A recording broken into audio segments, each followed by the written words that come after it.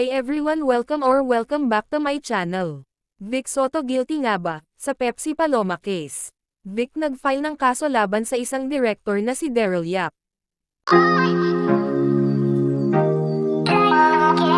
Napukaw muli ang kaso ni Pepsi Paloma, kung saan ay ginawan ito ng isang pelikula ng isang director na walang iba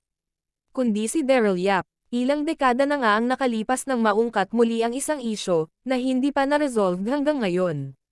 Sa dekada 80 nang lumabas ang isyong pangahalay, umano kay Pepsi Paloma na noon ay sikat na sexy star sa kanyang kapanahunan, at dahil nga ay sikat si Pepsi ay pinaanlakan daw ni Vic Sotto at Joey De Leon na ito ay i-invite. Hindi naman gaanong clear kung ano talaga ang mga sumunod na nangyari, pero base sa isang old newspaper, ay hinalay daw ni Vic Sotto itong si Pepsi at mismong si Joey De Leon pa daw ang humawak sa mga kamay ni Pepsi Paloma, pero hindi naman daw napatunayan ang naturang pangyayari.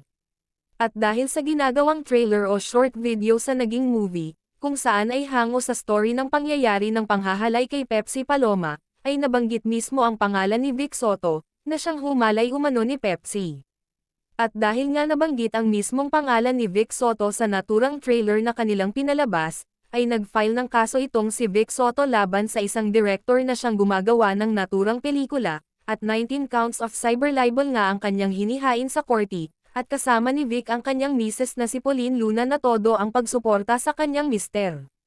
Ang naging reason naman ni Vic Sotto sa paghain ng naturang kaso, ay dahil daw binanggit mismo ang kanyang pangalan sa naturang video, na hindi man lang daw nagsabi sa kanya o walang ginawang pagpaalam, at panirang puri daw umano ang ginawa ng director, kung sakaling mapapatunayan daw na may sala ang naturang director ay kailangan niyang magbayad ng mahigit kumulang 20 million pesos.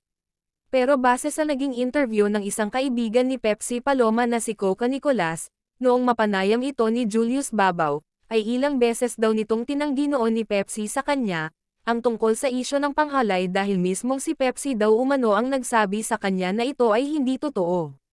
At nabanggit din ni Coca Nicolas, na nagpagamit lang daw itong si Pepsi Paloma, kung saan ay gusto lang daw nito sirain si Vic Sotto, at talagang gagawin daw umano ni Pepsi ang lahat para sumikat.